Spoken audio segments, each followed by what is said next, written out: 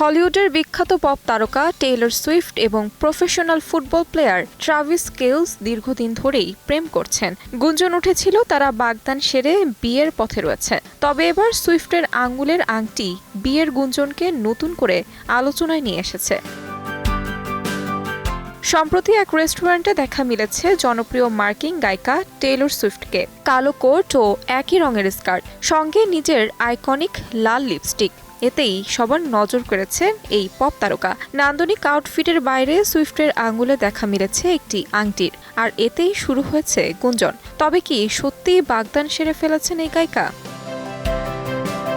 পাকিস্তানি গণমাধ্যম জানিয়েছে, সুইফটের আঙুলে যে ইনফিনিটি আংটি দেখা মিলেছে সেটি চিরন্তন অঙ্গীকারের প্রকাশ।